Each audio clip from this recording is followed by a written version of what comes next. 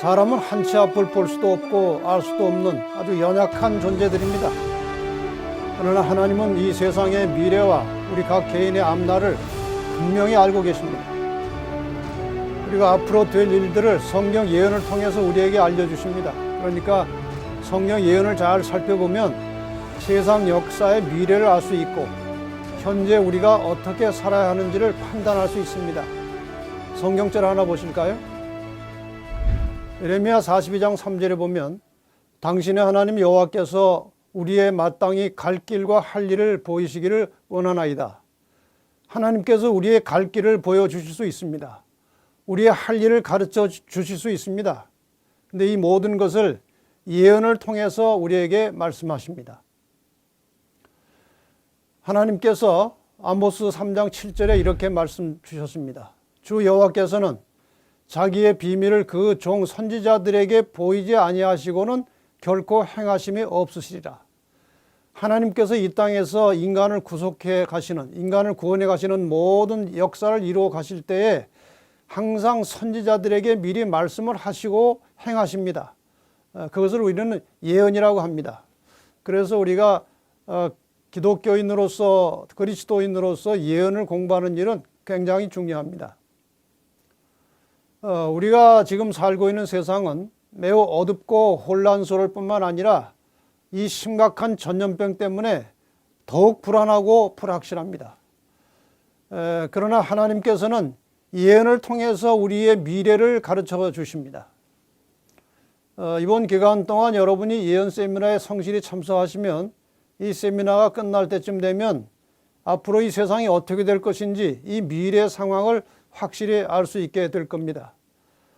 어제 공부하신 창세기 3장 15절의 말씀을 기초로 해서 세상 역사를 큰 틀에서 보면 인류의 역사는 선과 악 사이의 싸움의 역사입니다.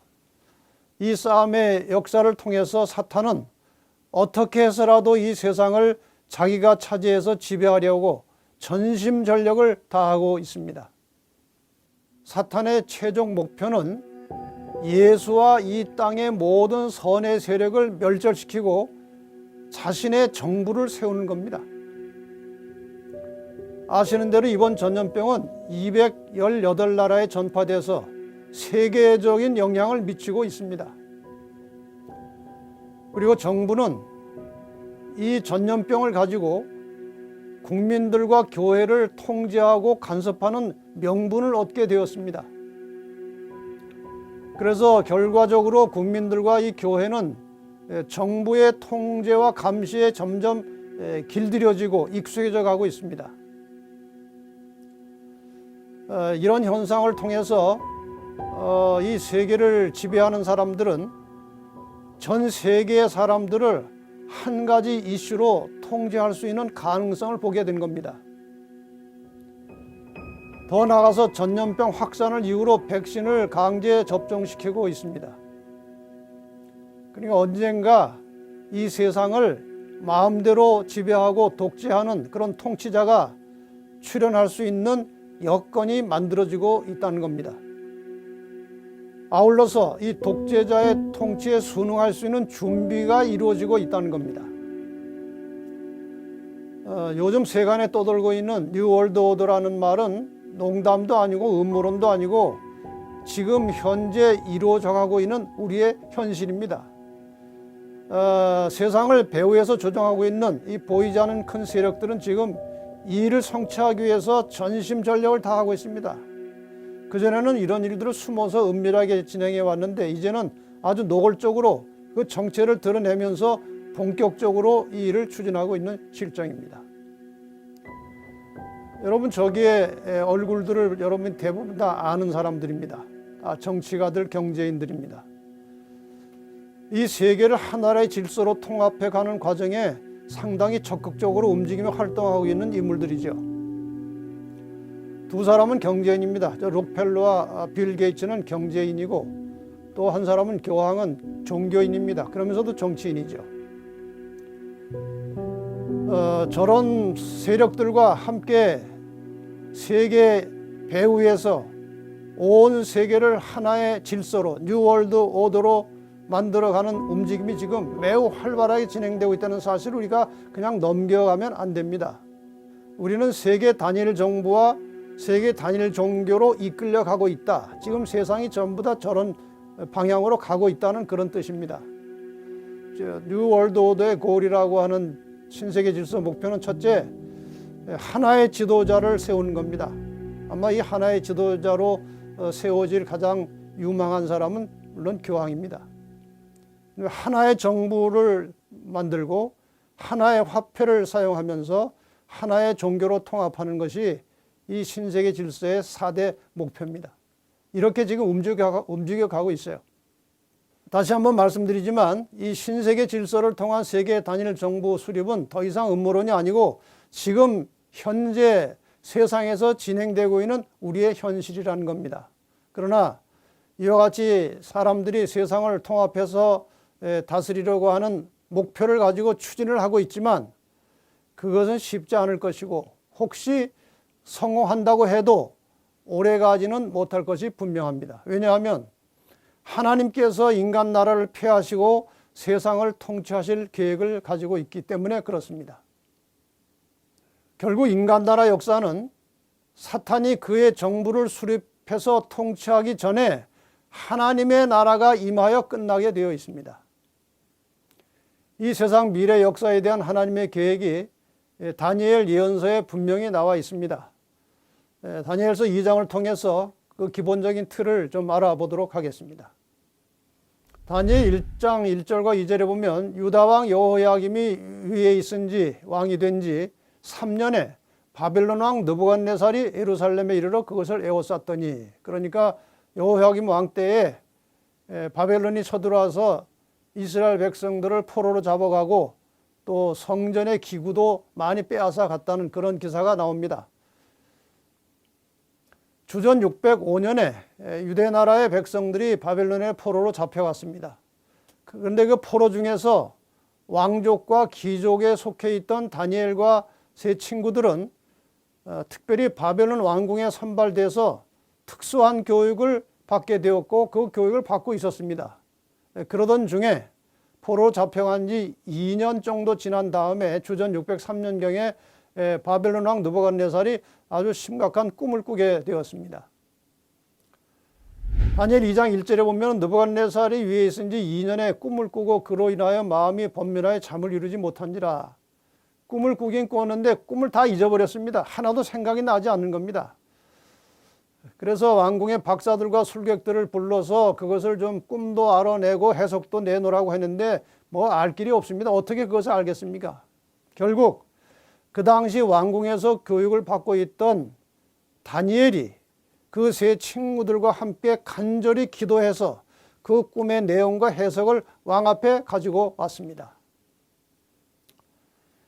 자, 이제 다니엘이 왕 앞에서 꿈 내용과 이제 해석을 하게 됩니다. 왕이요, 왕이 침상에 나가서 장래일을 생각하실 때, 그러니까 미래에 있을 일들을 왕이 생각하고 있을 때에 은밀한 것을 나타내시는 이가 장래일을 왕에게 알게 하셨사오며, 그러니까 이 왕이 꾼 꿈 내용은 미래의 역사를 꿈으로 봤다는 겁니다.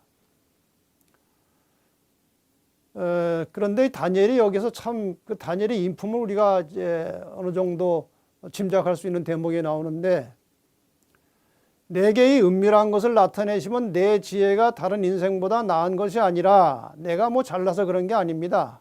오직 그 해석을 왕에게 알려서 이 왕의 마음으로 생각하던 것을 왕으로 알게 하시기 위해서 하나님이 나에게 주신 것입니다. 이렇게 아주 겸손한 모습으로 이제 꿈 내용을 말합니다.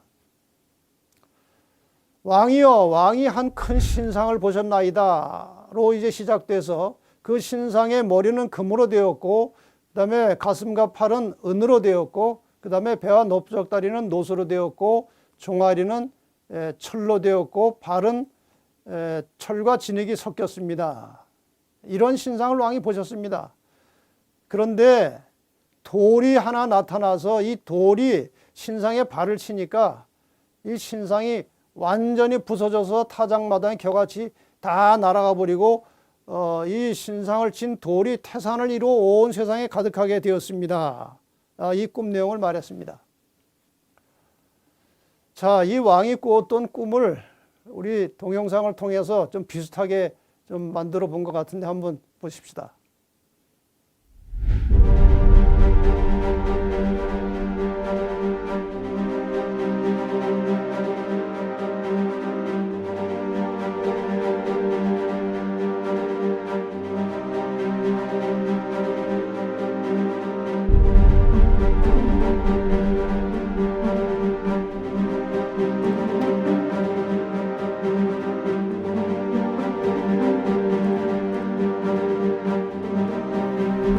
왕이 꿈속에서 저러한 큰 신상을 보았습니다.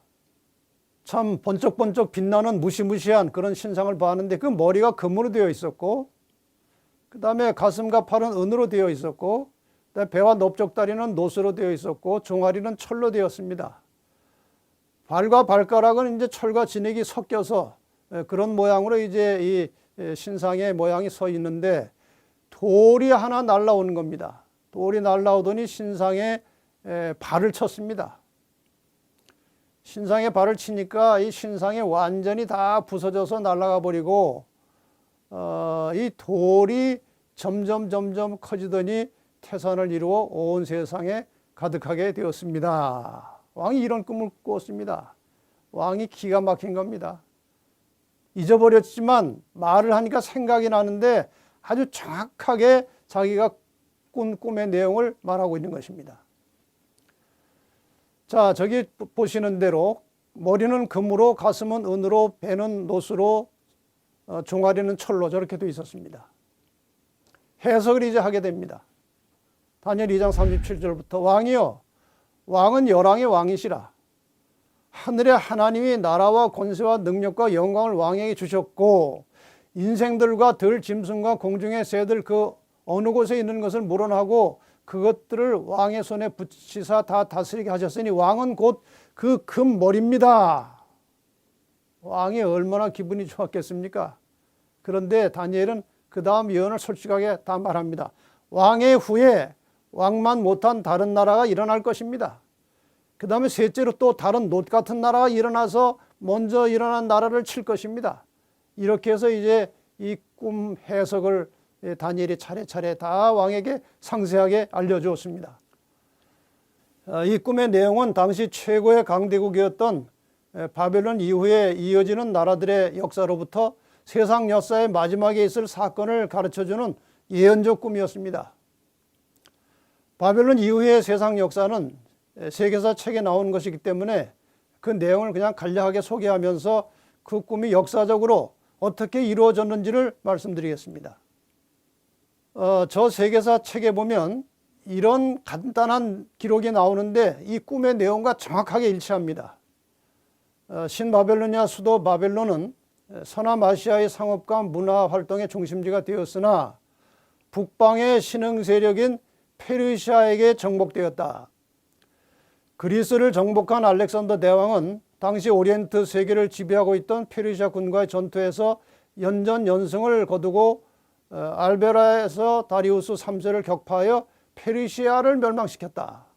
로마는 전후 3회에 걸친 전쟁에서 카르타고를 무찌르는 한편 그리스를 정복하여 마침내 기원전 2세기에는 지중해 전역을 지배하게 되었다. 저기 네 나라 이름이 명확하게 나옵니다. 바벨론, 페르시아, 그리스, 로마. 그러니까 저 신상의 금으로 된 머리는 바벨론이었고, 그 다음에 은으로 된 가슴은 바벨론을 정복한 페르시아입니다. 그 다음에 노스로 된 배는 그리스를 상징하는 것이었습니다. 그 다음에 철로 된 종아리는 그리스를 정복한 로마 제국을 말하는 것이었습니다. 자, 그런데 로마 다음에는 발가락이 나옵니다. 발과 발가락이 나옵니다. 저게 무슨 뜻인가? 왕께서 철과 진흙이 섞인 것을 보셨은즉 그들이 다른 인종과 서로 섞일 것이나 피차에 합하지 아니함이 철과 진흙이 합하지 않음과 같으리이다. 그러니까 로마 시대는 일시에 망한 것이 아니고 분열된다는 것입니다. 분열되되 철같이 강한 나라와 흙같이 약한 나라가 섞여 있지만 하나로 합쳐지지는 않는다 그 말이에요. 로마의 이제 주체 세력이던 서로마가 게르만 민족의 이동에 의해서 서서히 나라가 쪼개지고 분열되기 시작하다가 지도에 보시는 것처럼 저렇게 여러 나라로 다 나누어졌습니다. 저 나라들이 지금 영국, 프랑스, 독일, 포르투갈, 스페인, 스위스, 이태리 등 유럽 나라들의 이제 모체가 된 것이죠. 이렇게 해서 철과 흙이 섞인 발과 발가락은 로마에서 분열된 열국, 나누어진 나라 시대를 가리키는 겁니다. 근데 신상의 마지막 부분인 철과 진흙이 섞인 발과 발가락은 단지 당시 로마에서 분열된 유럽 세계만 상징하는 것이 아니고 강한 나라들과 약한 나라들이 섞여서 살지만 하나로 합쳐지지 않는 지금의 이 시대까지 모든 역사를 포함하고 있는 겁니다. 이 신상의 꿈 내용을 보면 이 시대 다음에 공중에서 뜨인 돌이 날아와서 신상에 발을 쳐서 완전히 파괴해 버립니다. 자, 돌나라가 이제 돌이 떠서 날아왔습니다. 다시 한번 이 내용을 살펴보겠습니다. 다니엘서 2장 34절과 35절에 보면 왕이 보신즉 사람의 손으로 하지 아니하고 뜨인 돌이, 그러니까 사람의 손을 대지 아니했다는 것은 사람이 만든 나라가 아니라는 겁니다. 신상에 철과 진흙에 발을 쳐서 부서뜨림에 때에 철과 진흙과 놋과 은과 금이 다 부서져 인간 나라가 완전히 망하는 것을 말합니다. 여름 타작마당에 겨같이 되어 바람에 불려 간 곳이 없었고 우상을 친 돌은 태산을 이루어 온 세계에 가득하였었나이다. 자, 지금 이제 문제는 돌이 무엇이냐 하는 겁니다. 저 돌이 무엇인가? 성경은 성경으로 풀어야 안전합니다. 고린도전서 10장 4절에 보면 반석은 곧 그리스도시라고 되어 있습니다. 돌은 그리스도를 상징하는 것입니다. 예수님께서 성경에 여러 가지 상징으로 나타나셨는데 그 중에 자주 등장하는 것은 반석 혹은 돌입니다. 베드로전서 2장 4절에도 사람에게는 버림바가 되었으나 하나님께는 택하심을 입은 보배로운 산 돌이신 예수라는 말이 나옵니다. 이 돌은 예수 그리스도를 상징하는 것입니다. 인간 나라 역사 마지막에 등장한 돌나라, 예수 그리스도를 상징하는 이 돌나라의 진상이 과연 무엇일까요? 어제 공부하셨던 대로 예수님께서 이 세상에 계시는 동안에 그분이 언젠가 다시 오실 것에 대해서 자주 말씀하셨습니다. 그 대표적인 성경절을 한 절만 보겠습니다. 예수님께서 제자들에게 요한복음 14장 1절로 3절에 이렇게 말씀하십니다. 너희는 마음에 근심하지 말라. 하나님을 믿으니 또 나를 믿으라. 내 아버지 집에 거할 것이 많도다. 그러니까 하나님이 계신 그곳에 거할 것이 많도다.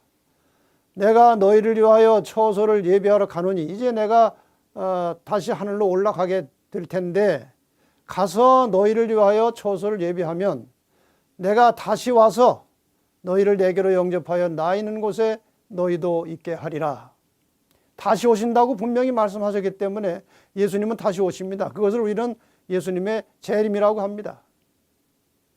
예수님께서 다시 오실 때 이 세상에 어떤 일이 일어날까요? 구체적으로 묘사된 성경절은 없지만 베드로후서 3장에 돌나라가 나타날 때 일어날 현상을 이렇게 표현하고 있습니다. 베드로후서 3장 10절과 12절을 보겠습니다. 그러나 주의 날이 도적같이 오리니 그날에는 하늘이 큰 소리로 떠나가고 체질이 뜨거운 불에 풀어지고 땅과 그 중에 있는 모든 일이 드러나리로다. 그날에 하늘이 불에 타서 풀어지고 체질이 뜨거운 불에 녹아지려니와. 여러분, 예수께서 재림하실 때 이 지상에는 또 하늘에는 엄청난 일들이 벌어질 것입니다. 인간 나라가 완전히 파괴되고 천지는 개벽하는 겁니다. 계시록 6장 14절에도 하늘은 종이축이 말린 것 같이 떠나가고 각 산과 섬이 제자리에서 옮겨질 것이라고 엄청난 격변과 이 세상의 변화를 지금 묘사하고 있는 것입니다. 자, 이렇게 해서 이 인간 나라는 예수의 재림으로 완전히 망합니다. 그런데 이 사실에 대해서 이제 다니엘 해석은 이렇게 합니다. 다니엘서 2장 44절에 보면 이 열왕의 때에 하늘에 하나님이 한 나라를 세우시리니 이것은 영원히 망하지도 아니할 것이요 그 국권이 다른 백성에게로 돌아가지도 아니할 것이요 도리어 이 모든 나라를 쳐서 멸하고 영원히 설 것이라. 그러니까 저 바벨론 왕 느부갓네살의 꾼 꿈의 마지막 결론은 돌나라, 예수님의 재림, 하나님의 나라를 강조하고 있는 겁니다. 저 돌은 지금 여러 차례 공부하셨듯이 그리스도의 재림을 상징하는 것입니다. 저 하늘 어디선가 구름이 나타날 것이고 그 구름과 함께 예수님께서 천만 천사들을 거느리고 영광 중에 이 땅에 재림하시는 장면이 벌어지는 것입니다. 이렇게 해서 예수 그리스도께서는 하늘로부터 이 지상으로 다시 내려오십니다. 마태복음 24장 30절에 보면 그때 인자의 징조가 하늘에서 보이겠고 그때 땅의 모든 족속들이 통곡하며 그들이 인자가 구름을 타고 능력과 큰 영광으로 오는 것을 보리라. 온 세상의 모든 사람들이 예수님께서 재림하시는 장면을 보게 될 것입니다. 성경은 이 세상 역사의 마지막이 어떻게 끝날 것인지 아주 매우 분명하게 밝혀주고 있습니다. 그러나 세상 사람들은 새로운 세계 질서를 세워서 지구와 사람들을 구원해 주겠다고 합니다. 여기 어느 신문 기사에 이런 기사가 나왔어요. New World Order to Save Earth. 지구를 구하기 위한 신세계 질서. 저 말이 맞습니까? 저 말은 맞지 않습니다. 신세계 질서가 지구를 구하는 게 아닙니다. 그래서 제가 좀 고쳤습니다. Jesus second coming to save earth. 지구를 구하기 위해서 예수님께서 두 번째 다시 나타나실 것입니다. 저것이 확실한 겁니다. 예수께서 재림하실 때 이사야 40장 10절에 보면 보라 주 여호와께서 장차 강한 자로 임하실 것이요 친히 그 팔로 다스릴 것이라. 보라 상급이 그에게 있고 보응이 그 앞에 있으며. 예수께서 재림하실 때 구원받은 하나님의 백성들에게는 상급이 있을 것이고 끝까지 하나님을 거절하고 하나님을 배반하고 배척하고 무시하던 사람들에게 악인들에게는 거기에 해당하는 보응이 있을 겁니다.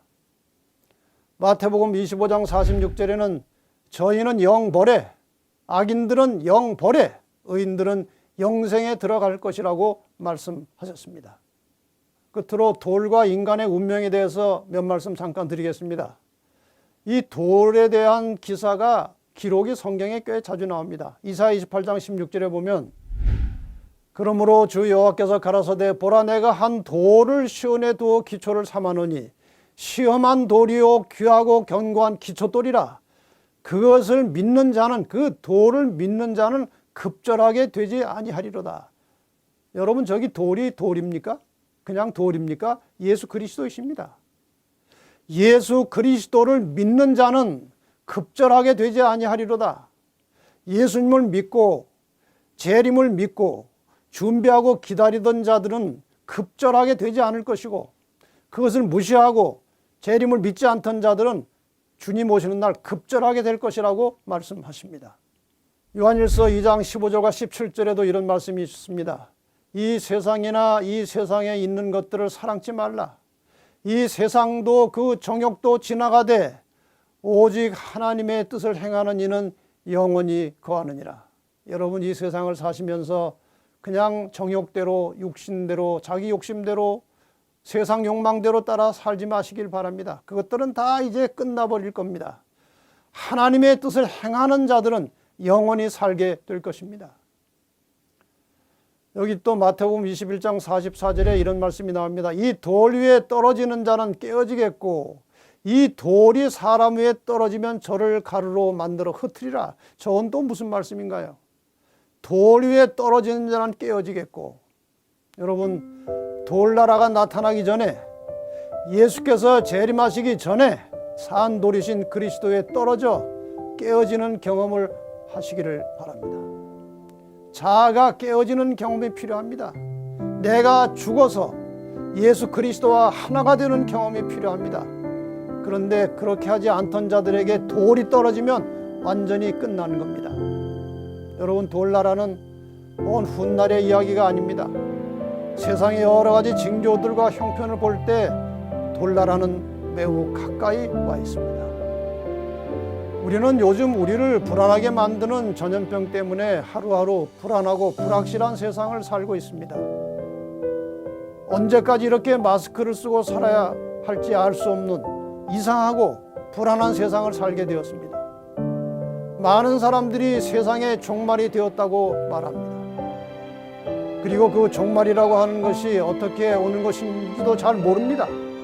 그러나 성경은 아주 분명하고 확실한 미래를 우리에게 가르쳐주고 있습니다. 오늘 공부하신 대로 예수님의 재림이라는 소망이 있습니다.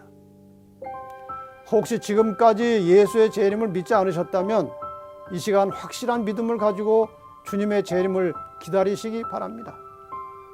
그분은 약속하신 대로 반드시 오실 것입니다. 이미 재림을 믿으신 분들은 오랫동안 주님의 재림을 기다려왔습니다. 근데 아직 주님이 오시지 않았습니다. 여러 가지 이유가 있겠지만 우리가 아직 하늘에 가서 살도록 준비되지 않았기 때문일 것입니다. 그리고 구원을 받아야 할 사람들이 아직 남아있기 때문에 주님은 기다리시는 겁니다. 오늘 이 저녁에 여러분을 초청하시는 주님의 음성을 들으시기를 바랍니다. 나의 영성과 신앙을 병들게 하고 세속화시키는 모든 일을 중단하고 신령한 마음으로 경건한 삶을 살면서 우리 주님을 맞이하도록 준비합시다. 조만간 안개처럼 사라질 세상에 대한 애착을 버리고 재림의 소망을 품고 괴롭고 힘들고 이 험한 세상의 삶을 속히 끝내고 우리의 본향으로 가십시다. 지금 이 시간 성령께서 우리 마음에 임하셔서 이 말씀을 들은 모든 분들에게 새 마음 주시기를 바라면서 오늘 말씀을 마치겠습니다.